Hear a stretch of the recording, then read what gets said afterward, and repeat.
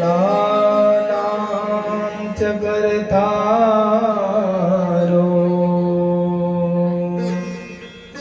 वन्दे वाणीनायको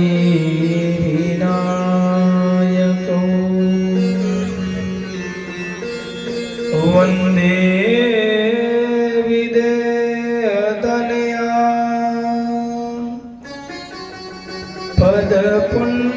पदपुण्डरीकं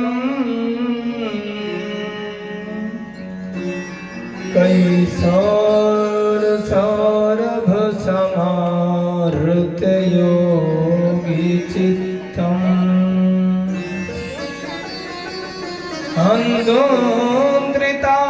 अन्धोन्द्रितापमनिशं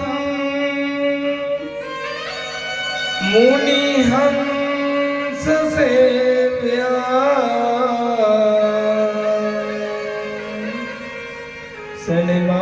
सनिमानिसानि परपीत पराग पुंजं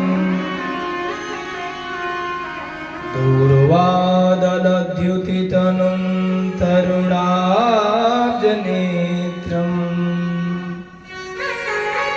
हेमाम्बरं वरविभूषणभूषिताङ्गम्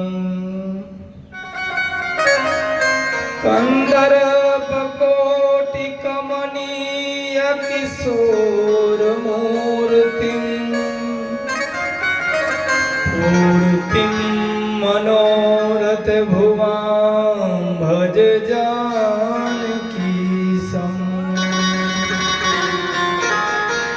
ध्येयं सदा परिभवग्नमभीष्टदोहम् तीर्थास्पदं शिवविरिञ्चिनुतं शरण्यं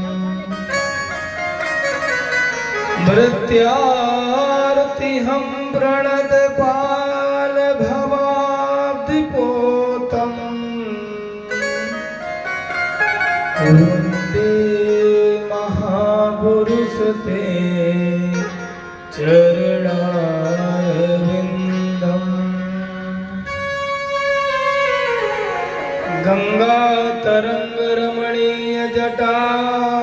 गङ्गातरङ्गरमणीयजटाकलापम्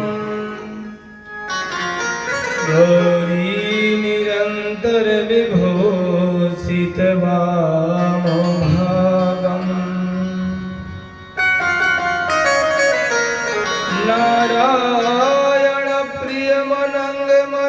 नारायणप्रियमनङ्गमदापहारा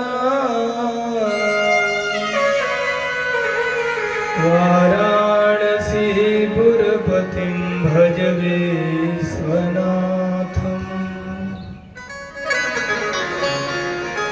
मनोजवं मारुततुल्यवेगम्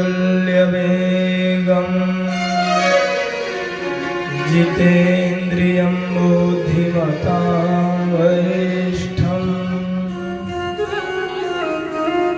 वातात्मजं वानरयोधमुख्यं श्रीरामदूतं शरणं प्रपद्ये। श्री तुलसीदास जी के पद कमल बारंबार मनाय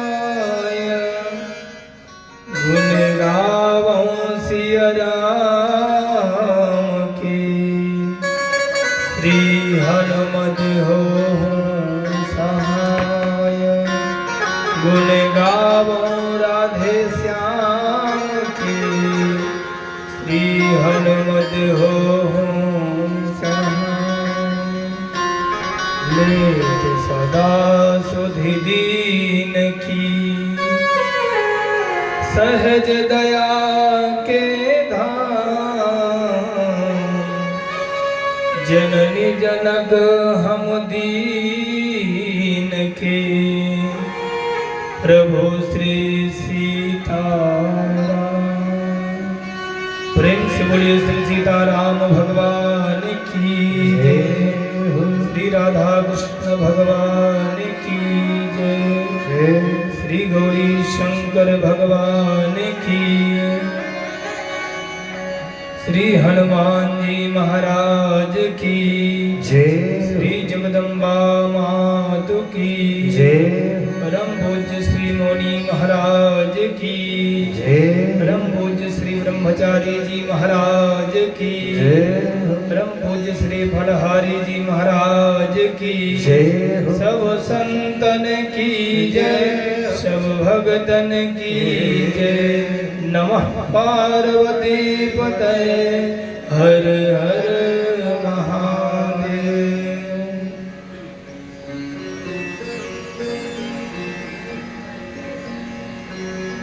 परात्पर पर ब्रह्म परमेश्वर आनंद कंद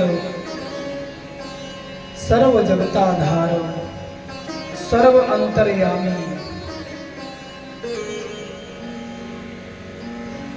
जो सृजन करता है, जो पालन करता है और जो संहार करता है, जो त्रिगुणातीत है, ऐसे पर ब्रह्म परमेश्वर यशोदानंदन भगवान श्री कृष्ण के चरणों में कोटि कोटि प्रणाम निवेदित करते हैं।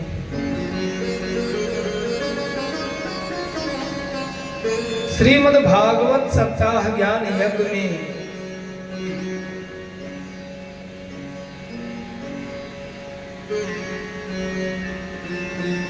जो 33 कोटि के देवी देवता मंडप में विराजमान हैं, जो इस पीठ के देवी देवता हैं और जो इस पीठ के श्री पुजारी जी महाराज हैं, देवताओं सहित पुजारी जी महाराज के चरणों में दंडवत प्रणाम।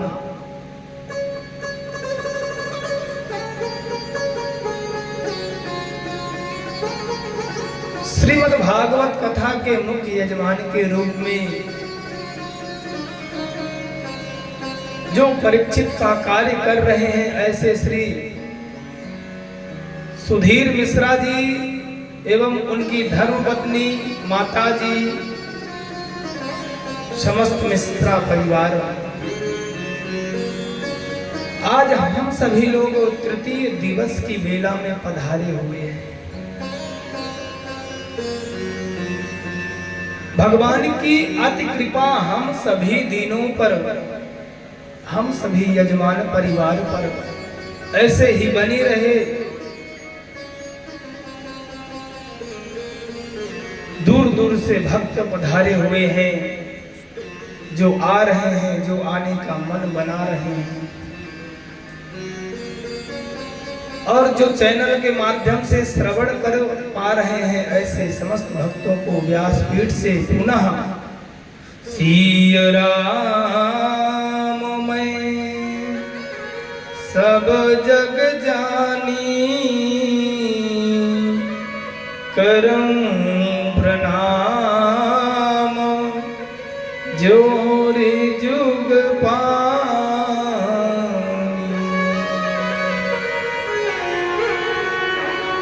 आइए श्रीमद् भागवत मंदाकिनी में प्रवेश करने से पूर्व भगवान नाम संकीर्तन करें। श्री कृष्ण गोविंद हरे मुरारी, हे नाथ नारायण वासुदेवा। श्री कृष्ण गोविंद हरे मुरारी, हे नाथ नारायण वासुदेवा। श्री कृष्ण गोविंद हरे मुरारी, हे नाथ नारायण वासुदेवा। श्री कृष्ण गोविंद हरे मुरारी, हे नाथ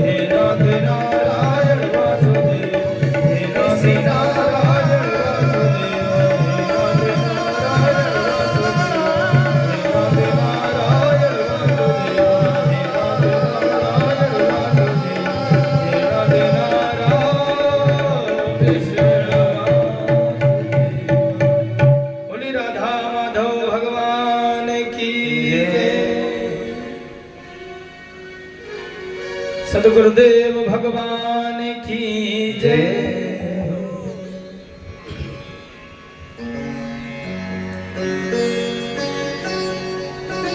कल की कथा में हम सभी लोगों ने बड़े भाव और श्रद्धा के साथ में श्रवण किया। इत लंघित मर्यादम, समीकी ऋषि के पुत्र श्रृंगी ऋषि ने ऐसा श्राप दिया कि ऐसी मर्यादा का जिसने उल्लंघन किया है उस व्यक्ति को इस तक्षक सर्प के द्वारा डसने पर उसकी मृत्यु हो जाए। महाराज राजा परीक्षित को श्राप मिल गया कि आज से 7वें दिन राजा परीक्षित की मृत्यु हो जाएगी।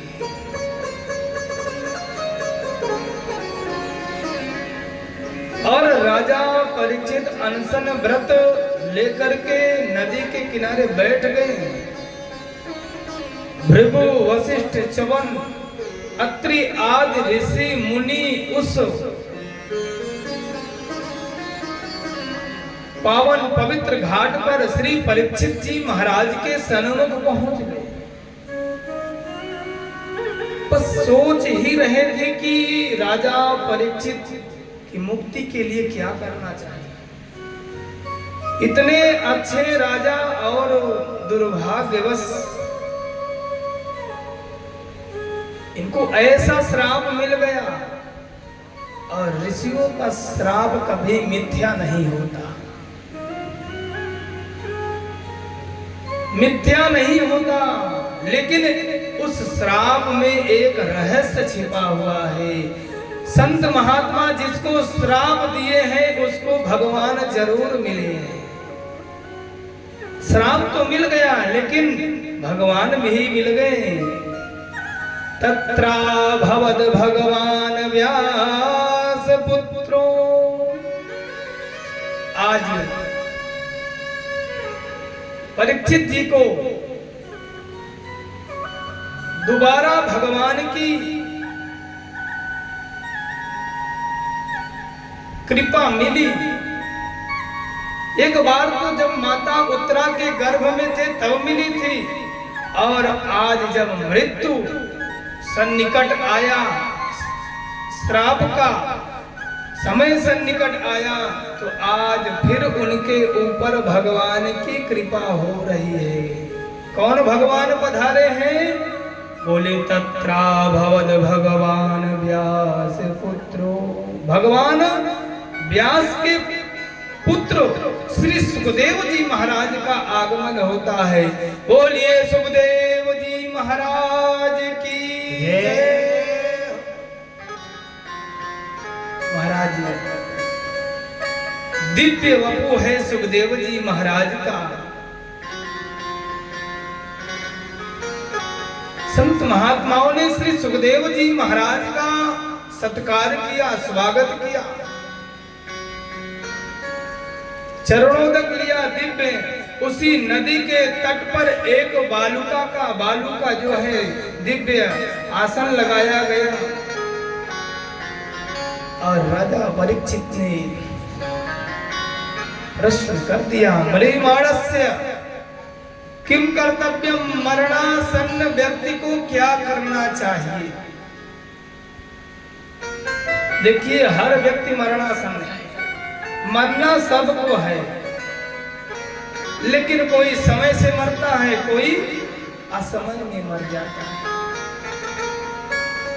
अच्छा, हमें आपको लगता है कि वह व्यक्ति असमय में मर गया है, लेकिन कोई असमय में नहीं मरता। जिसकी मृत्यु जब लिखी है महाराज तभी मरेगा।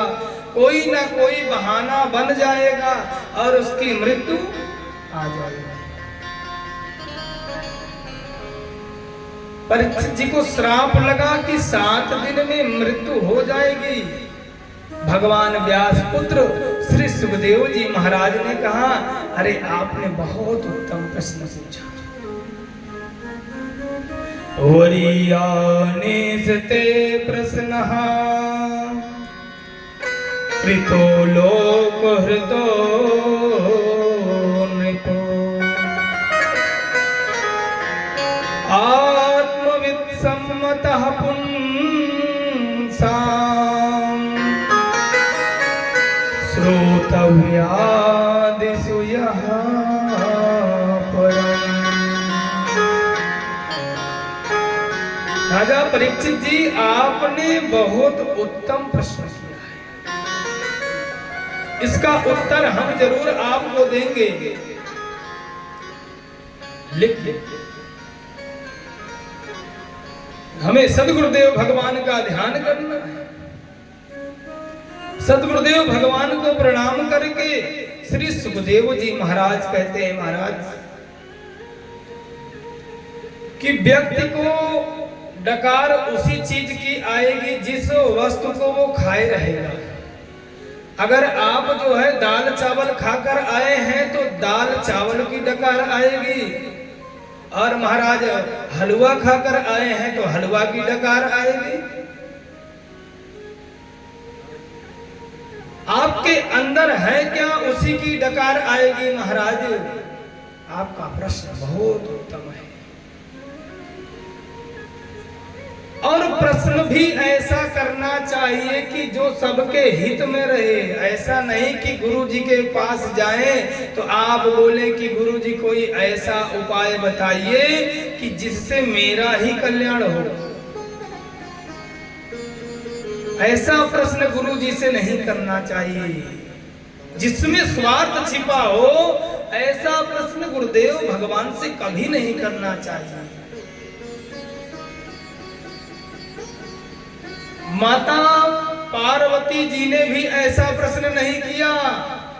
नहीं तो माता पार्वती जी अगर चाहती तो भोले बाबा से कह देते कि भोलेनाथ आप कुछ ऐसा मुझे समझाएं, कुछ ऐसी युक्ति बताएं, कोई ऐसी कथा सुनाएं जिससे मेरा कल्याण हो जाए।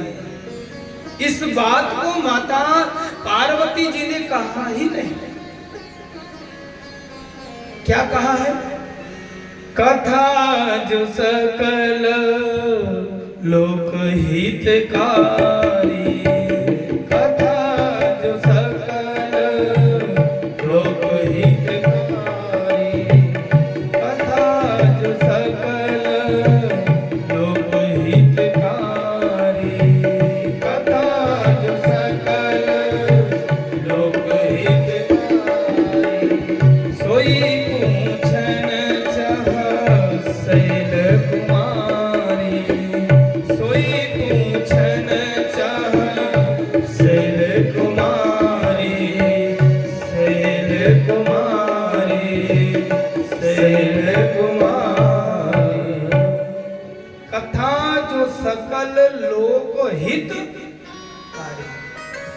विनाशकारी नहीं, अनिष्टकारी नहीं, रोगकारी नहीं।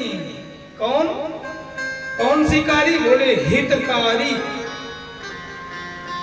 जो हित में हो, संसार का जिसमें कल्याण हो, ऐसा गुरुदेव भगवान से हमें प्रश्न करना चाहिए। और जो व्यक्ति सबकी कल्याण की कामना चाहता है उसका पहले कल्याण हो जाता है, उसका पहले कल्याण हो जाता है। सुखदेव महाराज कहते हैं इस समय कलिकाल में सबसे ज्यादा व्यक्ति को सोना प्रिय है। वो सोच रहा है कुछ करना ना पड़े और रात दिन सोई जगे तो भोजन करे, स्नान ध्यान आदि करके फिर सो जाए। सोना बहुत पसंद है, और ये निद्रा वाला सोना तो पसंद ही है, ज्वेलर्स वाला सोना भी पसंद है। दोनों सोना पसंद है कि नहीं? निद्रया नक्तम व्यवायेन चवावयः दिवाचार्थे हया राजन कुटुंब भरणे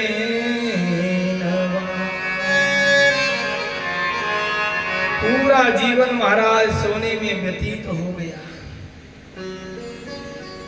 खाने में व्यतीत हो गया, परिवार की सेवा में व्यतीत हो गया, लेकिन भजन करने का समय ढूंढ रहे हैं।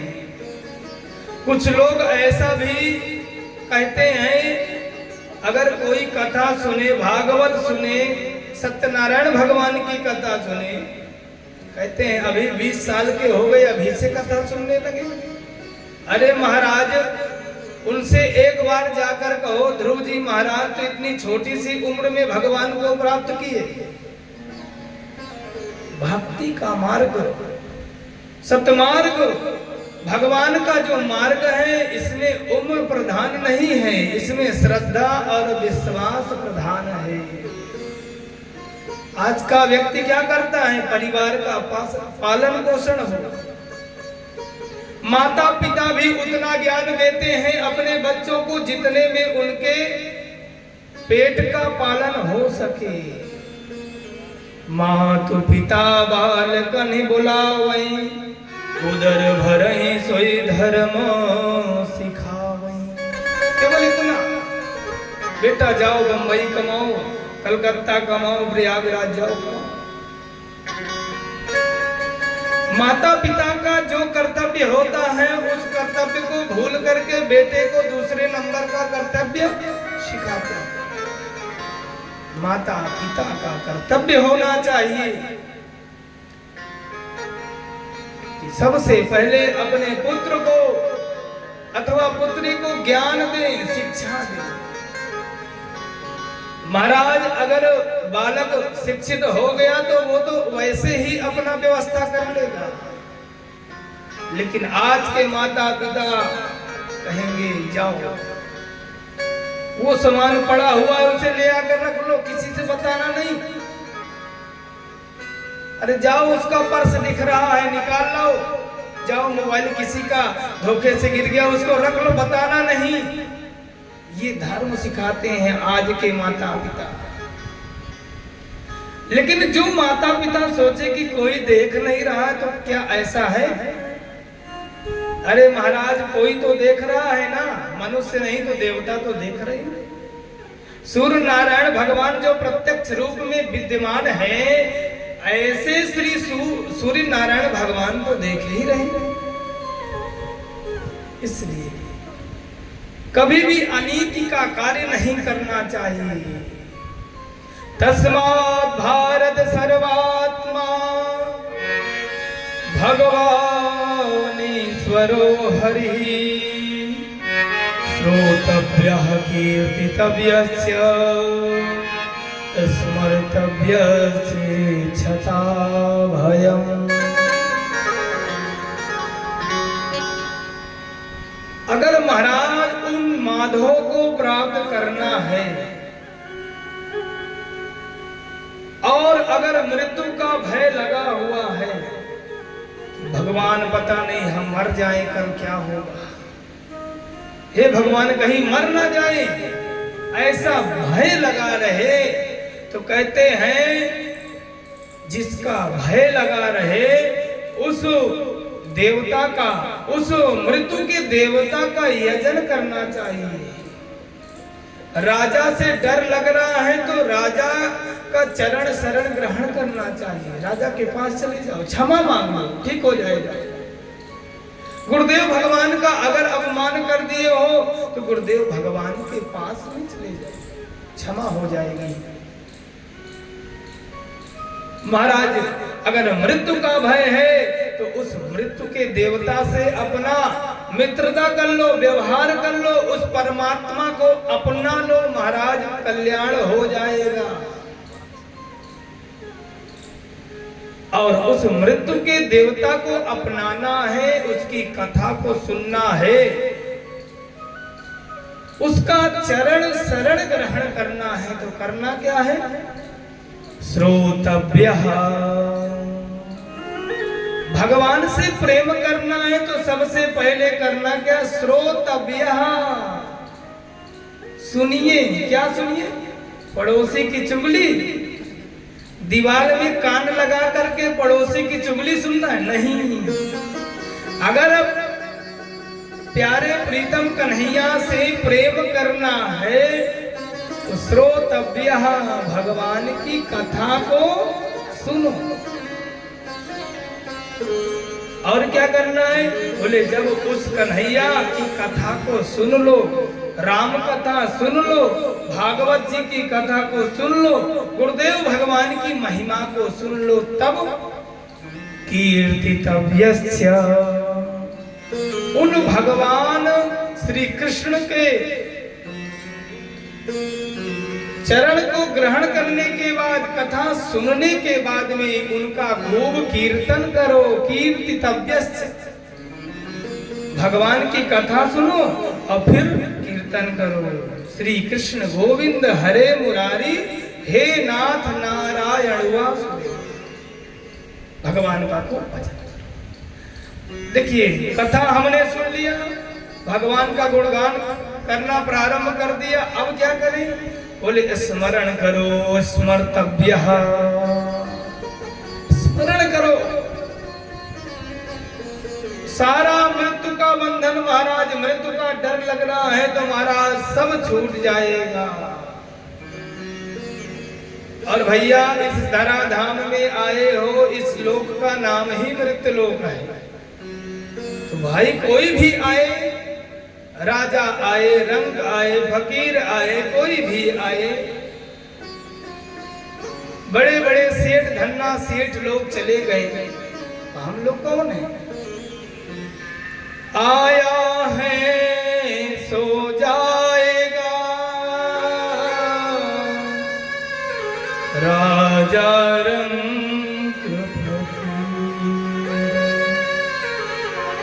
एक सिंहासन चढ़ चले,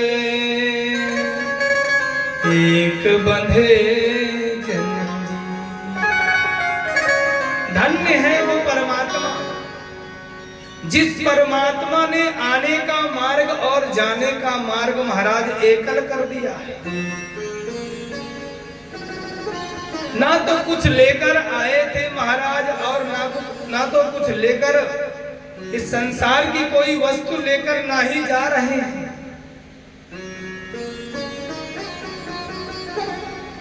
अगर लेकर आए हैं तो क्या लेकर आए हैं?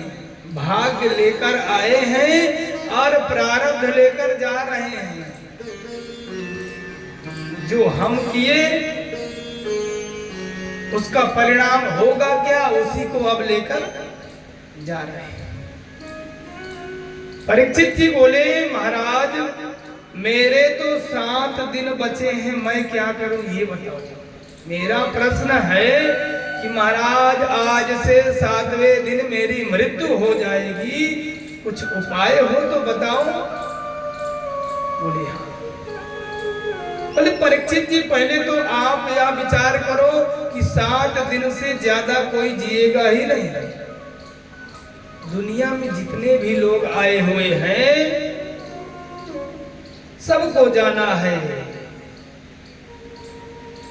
एक दिन सबको चले जाना है महाराज। अच्छा वहां की तैयारी कोई करता भी नहीं।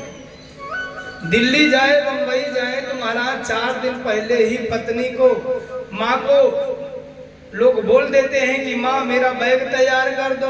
लेकिन जब परमेश्वर के पास में जाना होता है, जब अंत काल आता है तो तैयारी बाद में होती है। पहले यात्री निकल जाता है तब तैयारी होती है, और अन्य जगह जाएं तो पहले तैयारी होती, यात्रा बाद में होती है।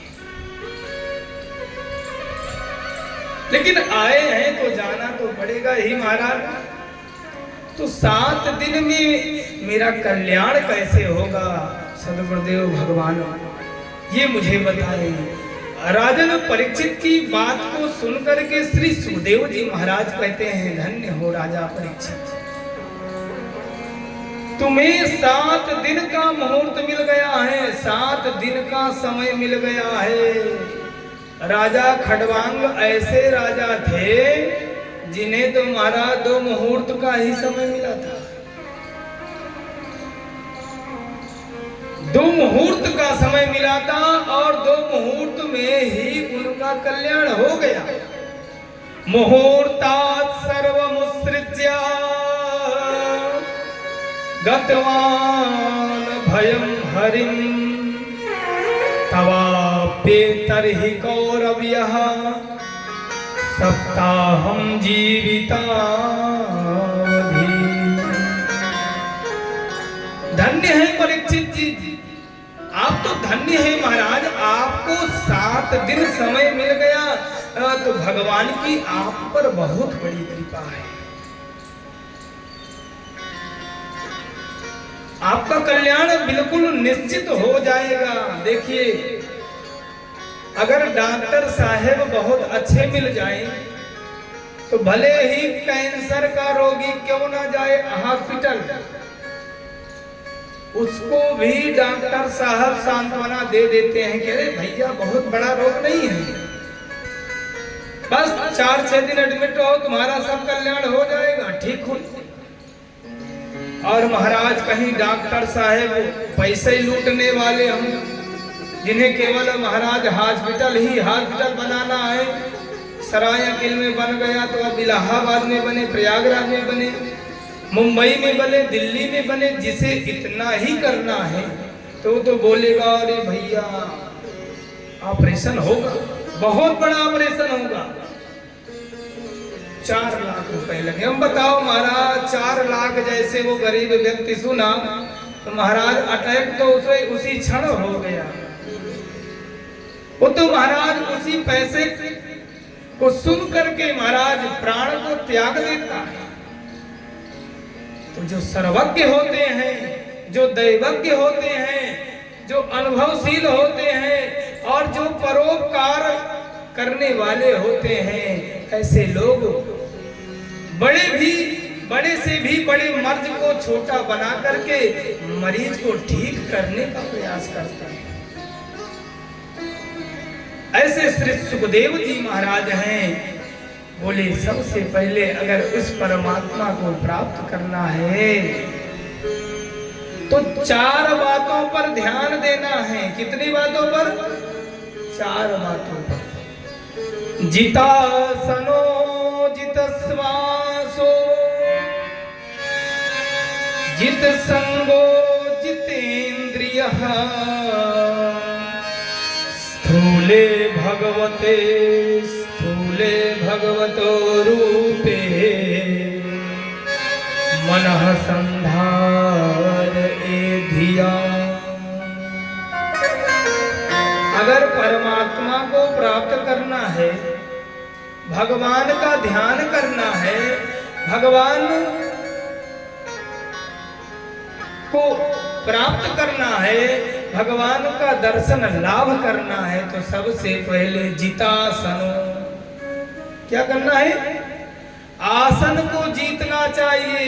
भैया अगर सुखासन पर आप बैठे हैं, उसमें आपको आनंद है, आपका पैर बार बार इधर से उधर बदलना नहीं पड़ रहा है।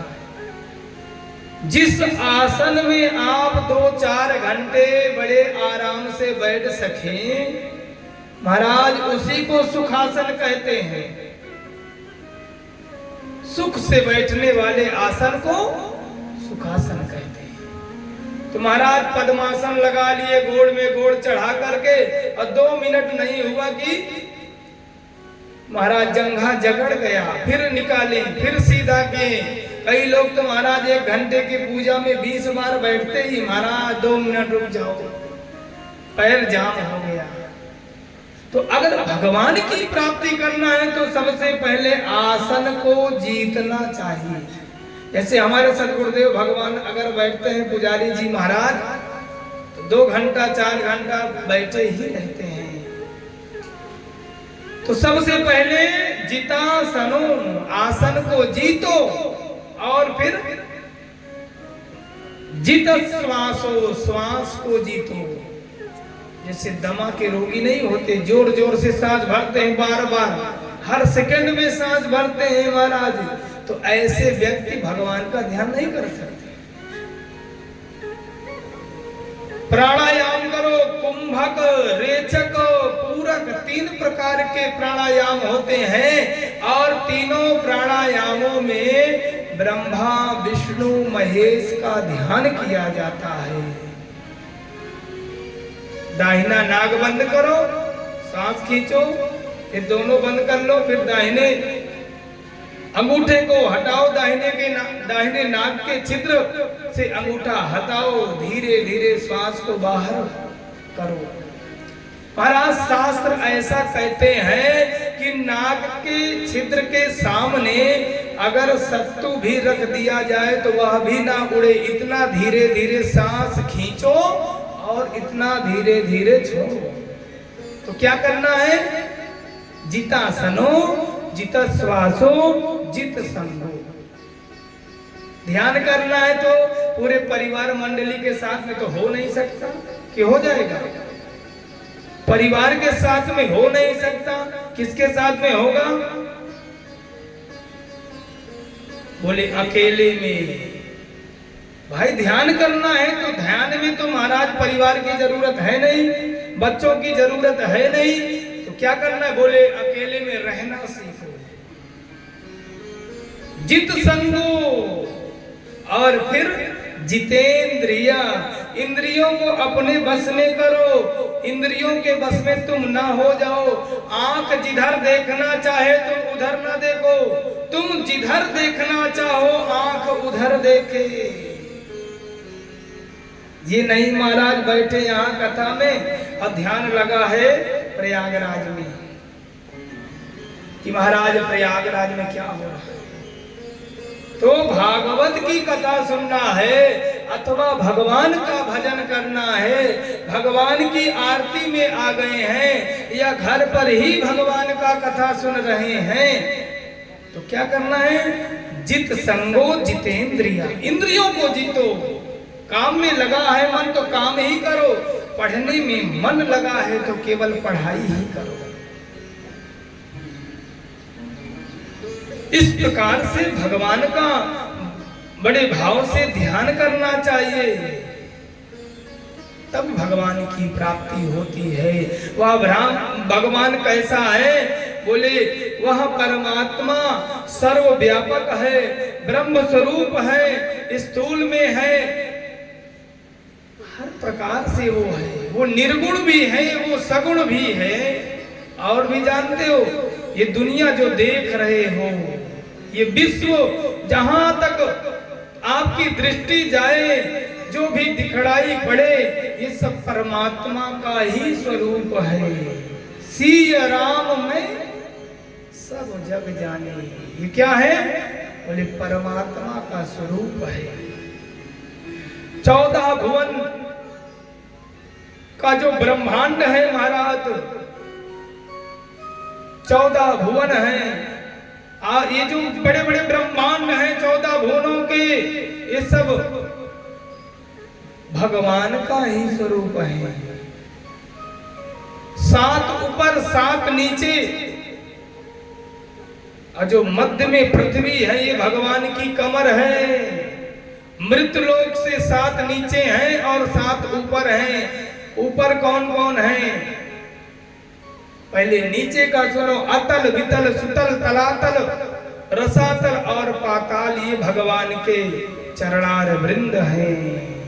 पाताल भगवान का तलुआ है और ऊपर जो है भूर भुवा स्वः महाजना तपा और सत्यलोक, भगवान का शीर्ष सत्यलोक है महाराज। ब्राह्मण क्षत्रिय वैश्य और हरिजन शूद्र, ये भगवान के ही 4 वर्ण हैं, भगवान का ही यह स्वरूप है। सब में भगवान विद्यमान है महाराज। अगर कोई कहे कि शरीर में जो शूद्र तत्व है, जो हमारा भाग बटा हुआ, हर शरीर में ब्राह्मण क्षत्रिय वैश्य और शूद्र 4 विभाग हैं। जो ब्रह्मांड है, जो हमारा धड़ है गले से, ये जो है भगवान के मुख हैं। हर शरीर में कोई व्यक्ति ये ना सोचे कि भगवान ने हमें नीच कहा है। हम लोग कोई नीच है ही नहीं। अगर नीच ही कहना होता तो राम जी केवट भैया को गले नहीं लगाते। सबरी माता के बेर को भगवान नहीं खाते। पक्षी राज जटायु से भगवान मित्रता नहीं करते। कोल भीलों के दिए हुए महाराज बरगद के पत्तों में जो शहद निकाल कर लाते थे और राम जी हमारे चित्रकूट में पाते थे तो नहीं करते। ये तो हम लोग मनमुखी मान बैठे हैं। नहीं भगवान हमको शूद्र बना दिए। हर ब्राह्मण अपने प्रारब्ध से ब्राह्मण बनता है, वैश्य बनता है, क्षत्रिय बनता है, शूद्र बनता है। एक शूद्र भी जो शूद्र वर्ण में है ये वर्ण है महाराज। जैसे आपके 4 पुत्र हुए हैं तो चारों का नाम तो अलग अलग कर दिए। क्या चारों पढ़ाई कर रहे हैं तो क्या चारों डीएम ही बन जाएंगे? ऐसा भी नहीं महाराज। सी राम मैं सब जग जानी, करऊं प्रणाम जोड़ जुग पानी। लेकिन हम लोग कली के कलमस में महाराज फिरे हुए हैं। नहीं बाबा गोस्वामी जी ने गलत कहा, फलाने व्यक्ति ने गलत कहा, उन्होंने गलत कहा। अरे भैया पहले ज्ञान तो ग्रहण करो तब समझो। ये भागवत साधारण विषय नहीं है। ये राम कथा साधारण विषय है ही नहीं। परमात्मा की सृष्टि कैसी है महाराज?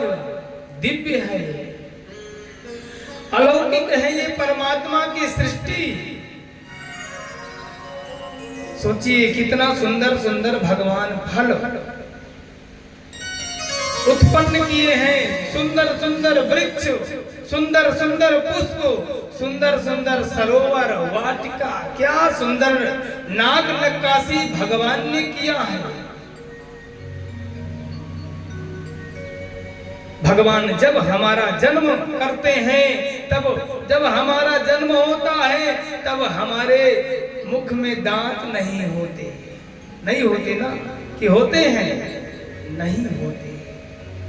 उस समय परमात्मा माँ के स्तनों में क्षीर सागर से कनेक्शन कर देते हैं। भगवान का क्षीर सागर माने दूध का भंडार, अथाह समुद्र।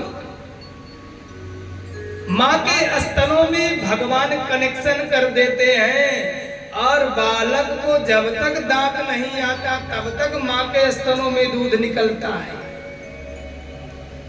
और जैसे ही महाराज बालक को दांत आना प्रारंभ हुआ कि माँ के स्तनों से दूध निकलना धीरे धीरे कम हो जाता है।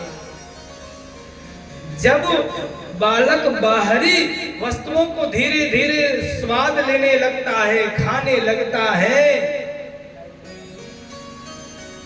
लगता है, तो महाराज भगवान माँ के स्तनों में जो कनेक्शन रहता है उसे बंद कर देते हैं।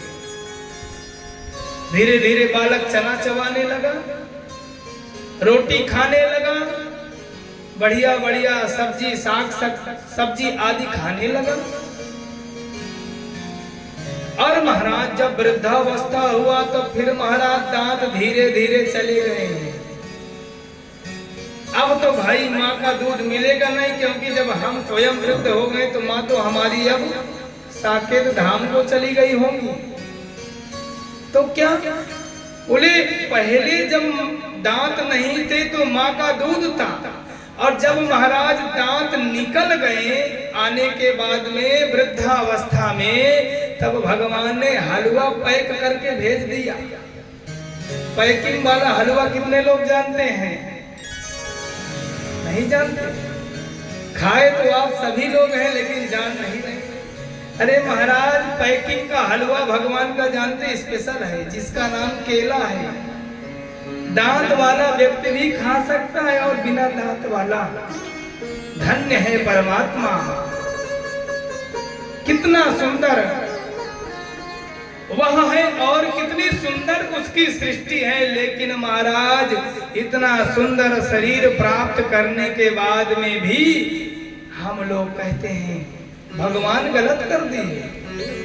एक व्यक्ति जानते हैं, वो कह रहा था महात्मा जी से कि आपके भगवान को जो है अक्ल कम है। क्या बोले?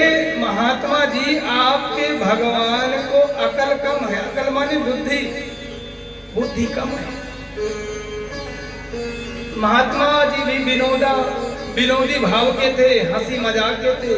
उन्होंने कहा हम तो कहते हैं हमारे भगवान को बुद्धि है ही नहीं। तो उस व्यक्ति ने कहा अरे महाराज, आप संत महात्मा होकर भगवान का अपमान कर रहे, भगवान को बुद्धि नहीं है। बोले हाँ हमारे भगवान को बुद्धि नहीं है। बोले क्यों? बोले अगर हमारे भगवान को बुद्धि होती तो तुम जैसे बुद्धू को पैदा ही नहीं करते, तुम्हारे जैसे बुद्धुओं को पैदा ही नहीं करते। जो महाराज पैदा कर दिए और वो स्वयं अपने बाप को ही भूल रहे हैं। कोई क्रिश्चियन बन रहा है, कोई कुछ बन रहा है, सनातन धर्म को कह रहा मैं सनातन धर्म का हूं नहीं। अरे ऐसे थोड़ा हो जाएगा कि तुम सनातन धर्म के नहीं हो। जो व्यक्ति अपने धर्म का परिवर्तन करता है उसका वंश महाराज कभी अच्छी तरह से चलता नहीं। और थोड़ा विचार तो करो हमारे सनातन धर्म के भक्तों कि अगले व्यक्ति, अगले लोग धर्म का परिवर्तन क्यों करा रहे हैं। इसमें भी बहुत बड़ा षड्यंत्र है। 2 लाख 4 लाख रुपए दे दिए, बेटी के विवाह में आपके व्यवस्था कर दिए, चलो फ्री में करवा देते हैं, धर्म परिवर्तन कर लो। अब सोचो जो हमको प्रलोभन दे रहा है समझ लो हम गर्त में गिरने वाले हैं। स्वधर्मे निधनम श्रेयः परधर्मे भयावह। हमारे शास्त्र कहते हैं, पुराण कहते हैं कि अपने धर्म में मर जाना अच्छा है, लेकिन दूसरे के धर्म को अपनाना अच्छा नहीं है। इसलिए धर्म परिवर्तन जीव को कभी करना नहीं चाहिए। जब भगवान ने नहीं उस धर्म में प्रकट ही नहीं किया, पैदा ही नहीं किया, तो हम स्वयं कौन होते? धर्म परिवर्तन करने वालों का कभी कल्याण नहीं होता है। बोलिए भागवत भगवान की जय। सुखदेव जी महाराज कहते हैं कि जिस देवता की कामना आप करें तो वैसा ही आपको फल मिलेगा। जो हमारे देवी देवता हैं, सूर्य हैं, गणेश हैं, कुबेर हैं, लक्ष्मी मैया हैं, हनुमान जी महाराज हैं, आदि आदि देवी देवता, किस देवता का यजन किया जाए, पूजन किया जाए तो किस कामना की प्राप्ति होगी? बोले अन्न की कामना करना है। घर में महाराज हमेशा भूखमरी छाई हुई है, भोजन नहीं अट रहा है, तो देव माता अदिति की उपासना करो। भगवान ने तुम्हें कुरूप बना दिया है, सुंदर चेहरा नहीं दिया है, तो महाराज गंधर्वों की उपासना करो। तुम्हें ज्ञान चाहिए तो भगवान शंकर की उपासना करो। और पति पत्नी में बन नहीं रही है, खटपट रोज हो रही है, तो अपने बेडरूम में पार्वती और शंकर जी की फोटो रखो और शंकर पार्वती की उपासना करो। और अगर तुम्हें कुछ नहीं चाहिए तो गोविंद की शरण में चले जाओ। अकामः सर्व कामो वा मोक्ष काम उदारधी तीव्रेण भक्ति योगेन यजेत पुरुषं परम। हरे राम कहने से तर जाएगा, राम कहने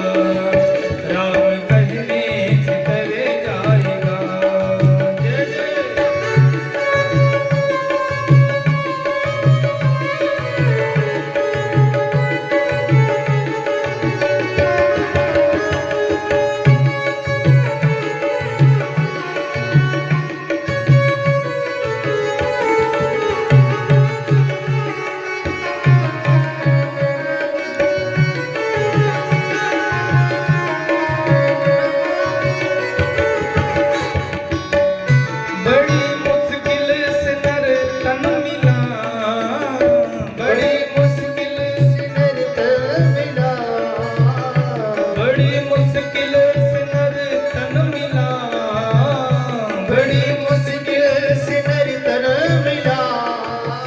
महाराज 84 लाख योनियों में भटकते भटकते तो कहीं हमें एक बार मौका मिला। कैसा मौका? बोले मनुष्य बनने का। जाओ एक बार दे रहे हैं। बड़ी मुश्किल से नर तन मिला, बड़ी मुश्किल से नर तन मिला, कल न जाने किधर जाएगा, कल न जाने किधर जाएगा, राम कहने से तर जाएगा, राम कहने से तर जाएगा।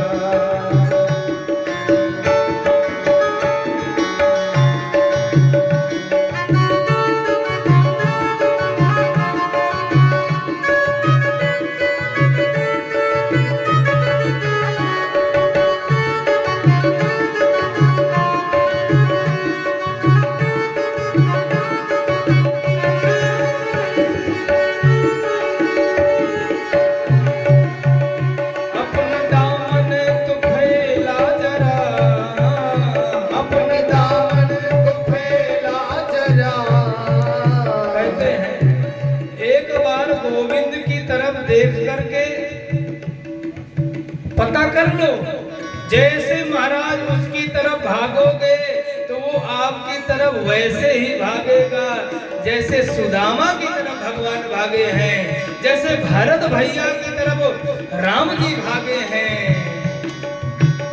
अपना दामन तो फैला जरा, अपने दामन को फैला जरा, कोई दातार भर जाएगा, कोई दातार भर जाएगा, राम कहने से तर जाएगा, राम कहने से तर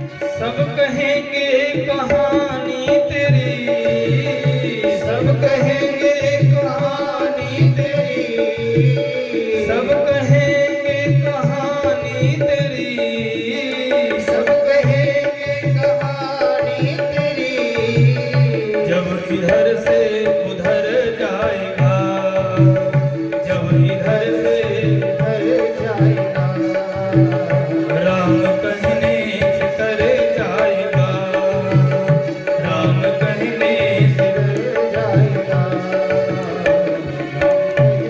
से तर जाएगा।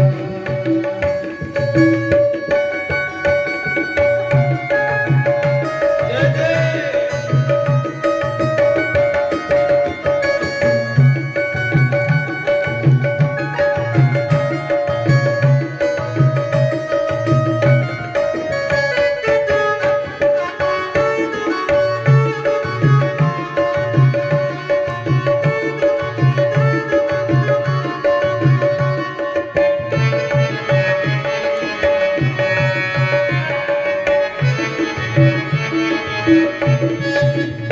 याद आएगी हर पल तेरी, याद आएगी हर पल तेरी, याद आएगी हर पल तेरी, याद आएगी हर पल तेरी, काम ऐसा जो कर जाएगा, काम ऐसा जो कर जाएगा, राम कहने से तर जाएगा, राम कहने से तर जाएगा।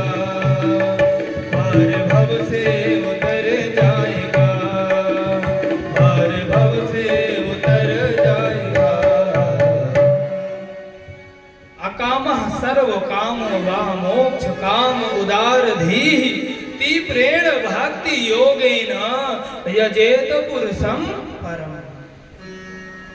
अगर आपको कुछ नहीं चाहना है, कुछ नहीं प्राप्त करना है तो माधव की शरण ग्रहण करो, गोविंद का चरण शरण ग्रहण करो। परीक्षित जी ने कहा ये कौन सी बात है महाराज, जब कुछ न चाहिए तो भगवान श्री कृष्ण का शरण। बोले हाँ, बोले जब निष्काम भक्ति से यजन करना है तो माधव के चरणार ग्रंथ में जाओ और तुम्हें जो इच्छा होगी तुम्हारा वह सब पूरा हो जाएगा। सुखदेव जी महाराज ने मनुष्य को लेकर 4 उदाहरण दिए। स्वविडवरा होष्ट खरई संस्थितः पुरुषा पशु।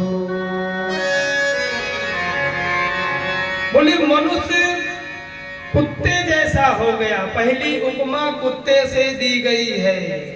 क्यों? क्योंकि छोटी छोटी बातों में महाराज ये झगड़ा कर बैठता है। पहली उपमा कुत्ते से दी गई है। पशु तुल्य हो गया है मनुष्य, इसको आचार विचार का कोई पता है ही नहीं। किसी के बच्चे को किसी ने मार दिया महाराज, माता पिता में से झगड़ा होने लगा। मनुष्य कुत्ते की तरह होने लगा है महाराज, वाराह की तरह होने लगा। वाराह माने सुअर। जैसे सुअर का पेट कभी भरता नहीं, उसको अगर खोल दो तो रात दिन वो चरता ही रहेगा महाराज, और पृथ्वी को खोदता रहेगा। जहां रहेगा और पृथ्वी को खोद खोद कर खाता रहेगा। ऐसे मनुष्य हो गए महाराज, जीवन की तृष्णा कभी समाप्त होती ही नहीं। परिवार में, व्यापार में, हर प्रकार से हम आप लोग सभी अतृप्त हैं, संतुष्टि मिल नहीं रही है। क्या करें? तीसरी उपमा ऊंट से दी गई है।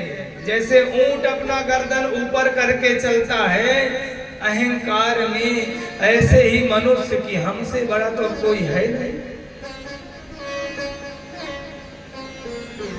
हमसे बड़ा कोई है ही नहीं। वो अपने अहंकार के मद में हमेशा झूमता रहता है। चौथी उपमा महाराज गधे से दी गई है। गधा कितना भी मालिक को पैसा कमाकर कितना बड़ा धनवान क्यों ना कर दे, लेकिन मालिक उस गधे को कभी पुरस्कार नहीं दिया कि नहीं ये मेरा गधा बहुत काम कर दिया है, अब इसको आराम करने दो, इसको जो है इसका प्रमाण पत्र बनाओ। ये तो महाराज पुरस्कार लेने योग्य हो गया है। वैसे ही मनुष्य ढोते रहो, 25 वर्ष पूरे, 50 वर्ष पूरे ढोते रहो, ढोते रहो। एक दिन ढोने वाले तुम्हें लेकर जाएंगे, फिर उस दिन से कौन ढोएगा?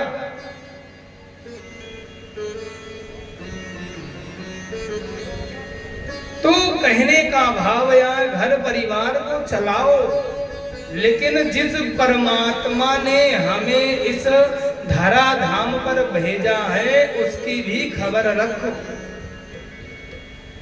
उसकी खबर रखना पड़ेगा। राम राम नहीं हृदय धरा, जैसा पशुआ वैसा नरा। पशुआ आवे पशुआ जावे, पशुआ रहे पशुआ खावे। भोजन करने का तरीका नहीं। भोजन घर से आया, बेड में बैठे खा रहे हैं, खटिया में बैठे हैं खा रहे हैं, जूता पहन लिए, कंपनी में जाना है, ऑफिस में जाना है, जूता उतारने का समय नहीं है, खड़े खड़े खा रहे हैं। पशुआ आवे पशुआ जावे, पशुआ रहे पशुआ खाए। अरे नर पशुआ उद्यम करियाए, नर पशुआ उद्यम करी खाए, और पशुआ तो जंगल चल जाए। ये मनुष्य की गति हो गई महाराज, मनुष्य की गति हो गई है ऐसी। सुखदेव जी महाराज भगवान का पुनः ध्यान करते हैं। नमः परस्मै पुरुषाय भूयसे यदुद्भवस्थान निरोध लीलया, गृहीत शक्ति त्रितताय देहिनाम अंतर्भवायानुकूलक्षवर्तने। गुरुदेव भगवान को पुनः प्रणाम किए और परीक्षित जी ने कहा, हर एक मरणाधर्म व्यक्ति को क्या करना चाहिए, मरने वाले व्यक्ति को क्या करना चाहिए? जीव का कल्याण तब तक नहीं हो सकता जब तक वह भगवान का चरण शरण ग्रहण न करे। चाहे वह बहुत बड़ा तपस्वी बन जाए, चाहे बहुत बड़ा धर्मात्मा बन जाए, जब तक भगवान का चरण शरण ग्रहण नहीं करेगा तब तक उसका कल्याण होने वाला नहीं है। एक बार देवर्षि नारद जी अपने पिताजी के पास में बैठे हुए थे और पूछ रहे थे कि पिताजी इस सृष्टि को किसने बनाया है। ब्रह्मा जी से नारद जी महाराज पूछ रहे थे कि पिताजी इस सृष्टि को किसने बनाया, इस सृष्टि को किसने रचा, क्या आपसे बड़ा भी कोई है? कौन है प्रभु, इस सृष्टि को रचने वाला कौन है? अहमेवासमेवाग्रे नान्यत् सद सद परम पश्चादहं यदेतच्च यो शिष्येत सोऽस्मि। बेटा, जिस समय मैं प्रकट हुआ था तो चारों तरफ देखा, कुछ दिख ही नहीं रहा है, चारों तरफ अंधकार व्याप्त है। जैसे मिट्टी पड़ी हुई है, जब तक तुम मुकार सोचेगा नहीं तब तक मिट्टी का बर्तन बन नहीं सकता। ऐसे ही पृथ्वी जल प्लावित थी, चारों तरफ जल ही जल भरा हुआ था महाराज। सबसे पहले पंच तन मात्राएं प्रकट हुई, रूप रस गंध शब्द स्पर्श। महाराज इस प्रकार से जब धीरे धीरे विकास हुआ तब महाराज सृष्टि का संचालन हुआ। नारद जी ने कहा, प्रभु ये बताओ सृष्टि बनी कैसे है? नारायण से बनी है तो नारायण को किसने बनाया? आखिर नारायण को भी तो किसी ने बनाया होगा। जो नारायण है, भगवान है, उन भगवान को किसने बनाया जिससे आप पैदा हुए हैं? तो ब्रह्मा जी ने कहा, बेटा नारद, दो प्रकार की सृष्टि होती है। एक है मानसी, जो मन से प्रकट होती है, और दूसरी है मैथुनी, जो स्त्री पुरुष के संसर्ग से महाराज प्रकट होती है। तो हम लोग मैथुनी सृष्टि के हैं। तो जब ब्रह्मा जी से नारद जी ने कहा कि नारायण को आखिर किसने प्रकट किया, तो भगवान ब्रह्मा ने कहा, आप इस बात को ऐसे समझो, जैसे मकड़ी होती है, मकड़ी को कोई रोड बनाने के लिए कहीं से धागा नहीं लाना पड़ता है कि लाना पड़ता है। मकड़ी जिस जाले में दौड़ती है उसको कहीं से लाना नहीं पड़ता। मकड़ी के पेट से वह जाला स्वयं निकलता है महाराज, और मकड़ी अपना जाल स्वयं बुन लेती है, स्वयं निर्माण कर लेती है। मकरी की बात ब्रह्मा जी ने कही, वैसे ही प्रभु भी हैं। एक निमित्त होता है, एक उपादान होता है। निमित्त का मतलब जो बनाने वाला है। जैसे ज्वेलर्स, जो सुनार होते हैं वो निमित्त कहलाते हैं, और जो सोना होता है वो उपादान होता है। बनाने वाला निमित्त और बनने वाला उपादान। ऐसे ही एक और होता है निमित्त उपादान, जो स्वयं में ही बनने वाला और स्वयं से ही बनाने वाला। महाराज ऐसे भगवान नारायण है। बोलिए भागवत भगवान की। आप इसको ऐसे समझे जैसे चीनी सब में एक है, लेकिन दीपावली के अवसर पर उसी का गट्टा बनता है, उसी का चंदिया बनता है, आदि आदि महाराज पदार्थ बनते हैं।